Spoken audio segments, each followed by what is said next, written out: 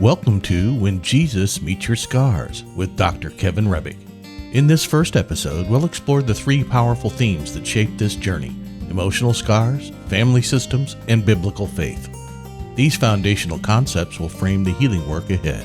And now, here is Dr. Hrebik. Welcome everybody to When Jesus Meets Your Scars. This is an introductory lesson to the series. The series is called Applying Faith and Family Systems to Emotional Scars. So it's basically three components there, as you can see on the cover of the book and on the cover of the intro. Three components. I'm going to explain those later. But basically, this is a brand new thing. This is the first time that this class has been on Pando. And thanks to Bill and Stephanie and Less Than the Least for doing that. I taught it at the unit for 10 years. In all the faith-based dorm cycles, about 25 different faith-based dorm cycles over those years.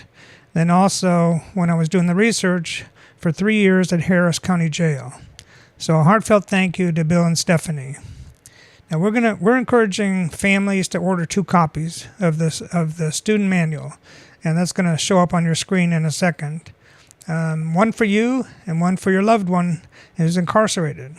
You can watch the videos together, you can go through the workbook together, and you can study, you can learn, and you can grow together, because this is all about families. Just search on Amazon for the ISBN number that's going to show on the screen. Now go ahead and read it, 979-8305-099737. All right, so this is the same material that I presented on the unit in person. So the only difference now, we're doing it on Pando, and so you're not able to see the PowerPoint, but all the key graphics going to be on the screen. So several things that this curriculum is designed to help you elevate your awareness and knowledge about family and other emotional systems. It's going to enhance your proficiency in managing personal and system anxiety. And it's going to help you discern unhealthy reactions to anxiety and unhealthy behavior and coping mechanisms, and also acquire practical skills and tools to help you manage anxiety in anxious systems. Now, these are universal problems. For the concept to make it into family systems theory, it has to be true around the world, for all people, all times, all cultures. So basically, this is a lot about knowledge. Knowledge is power. Understanding yourself is power. You can manage yourself. You can manage those emotions, no matter how wild they've gotten, no matter how out of control they've been. I always ask inmates, what would it be like for you to go back to that moment when you lost control, that anger, that jealousy, that envy, that rage, whatever it was, and then you committed the crime you committed. What would it be worth to go back and get a hold of yourself in that moment, be able to manage yourself? That would be priceless. So I also have a running parallel with Alcoholics Anonymous. Any of the 12-step programs, GA, AA, NA, all of them. I call it emotional AA. And basically, you're going to be stepping out of emotional chaos and you'll be stepping into emotional self-control. And there are some very clear step-by-step points that you can take to get there. All right, so got a schedule. Basically, there's 10 concepts. The creator of the theory had 8, and I added 2. I added shame and the supernatural. So basically, I did this book because the only other book out there was by Roberta Gilbert, and it had, it's like an ABC primer of family systems theory. It's called The 8 Concepts of Bowen Theory. But as soon as I set the whole thing on a foundation of faith, it changed the theory. And there was just nothing out there in the way of a basic primer. So I wrote my own. So there is a survey in the book, in the back of the book. It's called a reactivity survey. And it's going to, if you take it now and you're going to take it again at the end, it will help you measure if you improved on any areas during the time in the course. All right, just for your own good. There's basically 4 types of reactivity that it's going to measure. And it could be high is good, it could be low is good. So basically, just take your time, be honest. If it talks about marriage and you're not married, just imagine how you would be in a marriage, things like that. And most benefit well before the end, but the benefits actually are going to be ongoing for your lifetime. So basically, there's 2 trunks of the family systems tree. Dr. Murray Bowen founded it. He was a child psychiatrist. And at the time, the only thing available was psychotherapy, Sigmund Freud psychotherapy. And you basically have a problem where you go to him and you get your head shrunk, and then you come back and everything's going to be hunky-dory.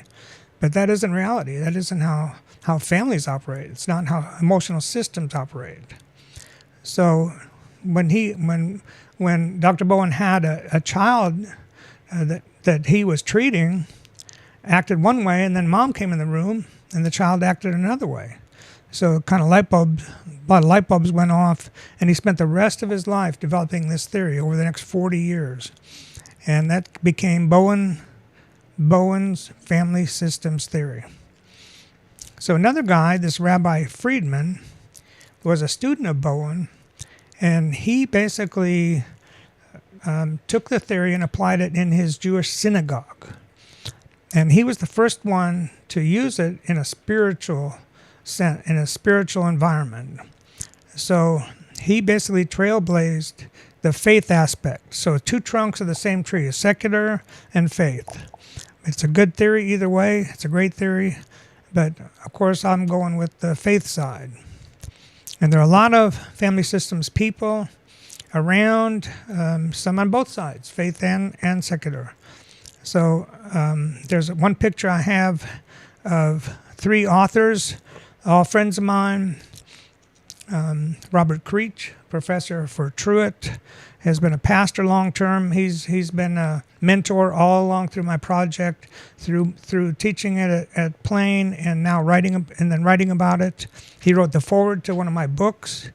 Jim Harrington went to seminary with me, and he and Tricia Taylor, she's the wife of a pastor who was my wife's boss at one time. So a small world, but that we're all together in this picture doing a book signing for one of Robert's new books.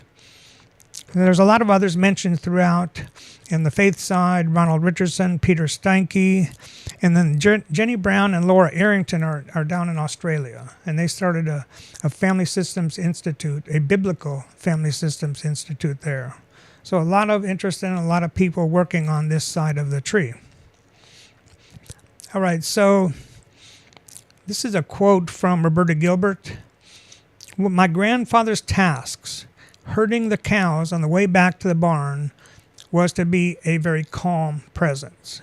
He would sing and talk softly to them, knowing that upset cows give very little milk.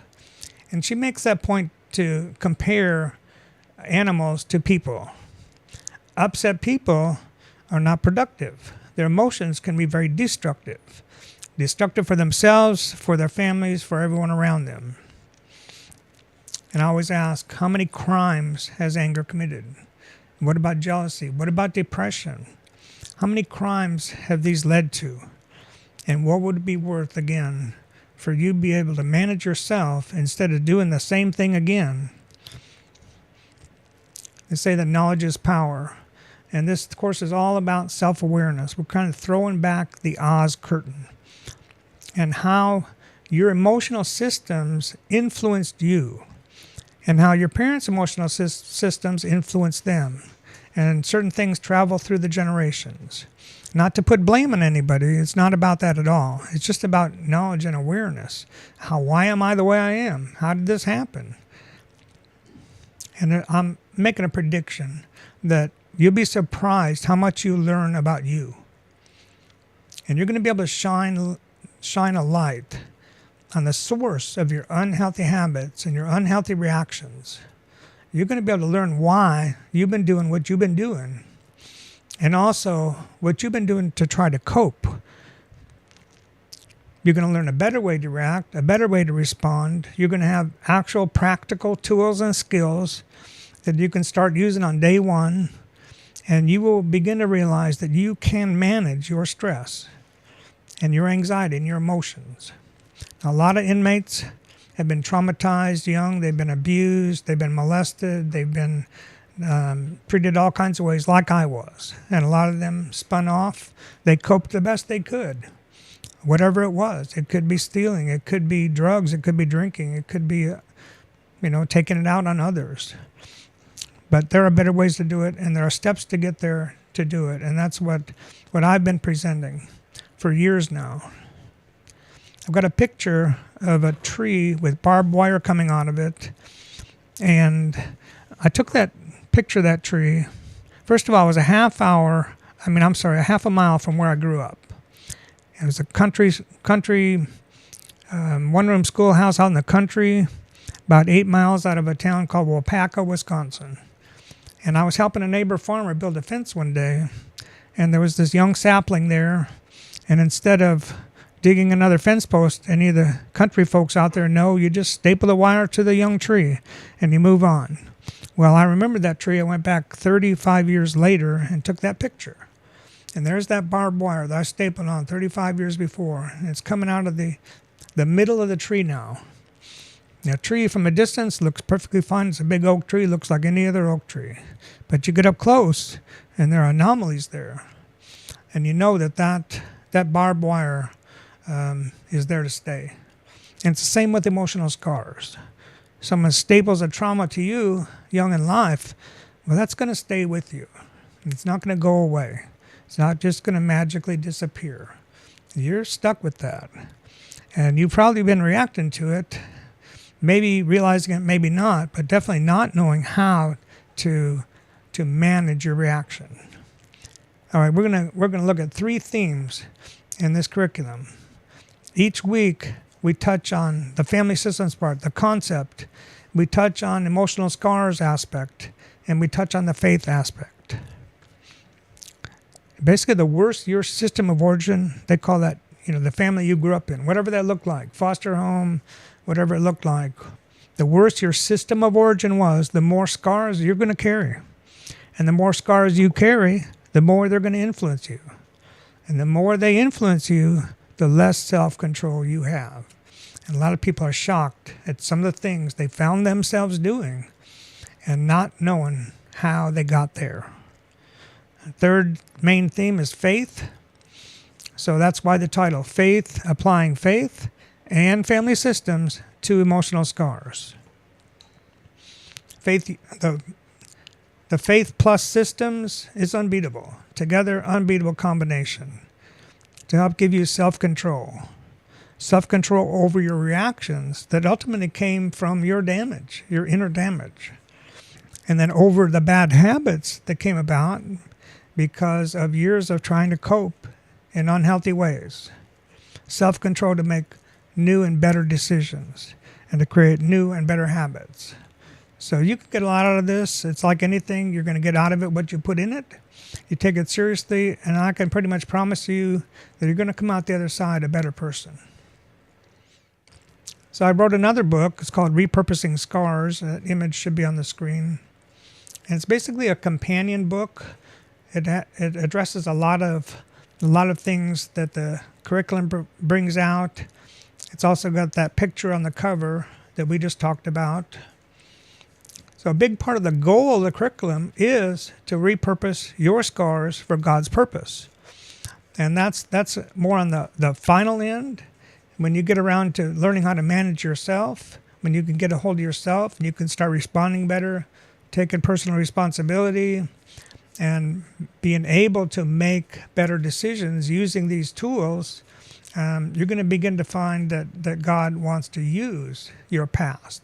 He wants to use it, put it into service in His mission to serve others. So this is just one quote from the book. These concepts are able to speak to virtually all problematic realities. For example, horrible past events that will never change and that you can only learn to accept and live with the enduring after effects, which I call emotional scars. There's an image here of a of a broken man, and I just thought it just captured this whole subject so well. And people talk about PTS, post-trauma stress. So basically, every trauma creates a wound. Someone hurt your feelings in the third grade, it created a little wound. Someone beat you up, it created a bigger wound. Every wound becomes a scar. And every scar creates stress and anxiety, a little or a lot. There's a continuum. And we develop bad habits trying to manage that stress and anxiety in unhealthy ways. And when I was young, I acted out. I started stealing things. I mean, they hated to see us coming into stores because we were going to steal things. We did damage. We put bigger and bigger things on railroad tracks just to see them blow up. We'd throw blueberries from trees at cars and just anything we could. We were acting out. We didn't even really know why.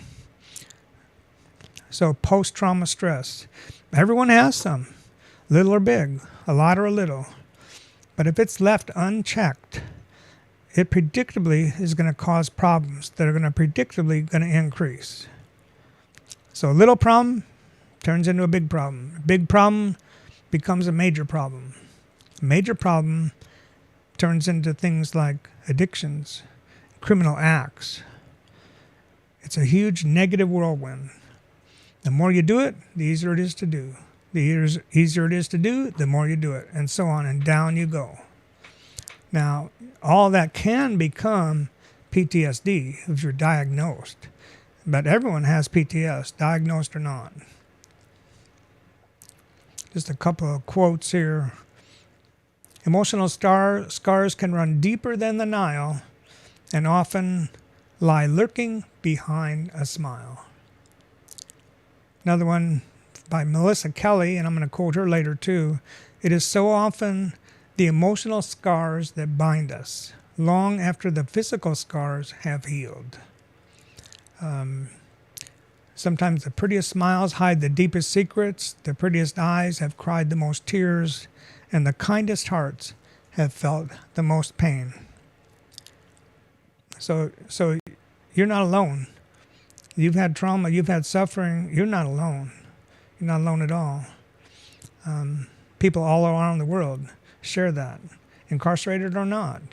They share that, and they also share in wondering, how can I overcome this? How can I put this behind me once and for all? So on the spiritual component, I'm mainly using two scriptures throughout. First one is Galatians 5:22-23. But the fruit of the Spirit is love, joy, peace, patience, kindness, goodness, faithfulness, gentleness, self-control. That's the key word. Against such things there is no law. Self-control. It's all about self-control. It's a biblical concept. It's also a systems concept. And they call it differentiation. A big word that means the same thing.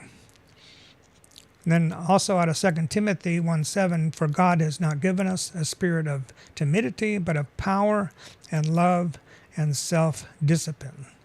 Now the root word for that self-discipline out of the Greek means sound mind. All right, other versions have sober mind. So it works together.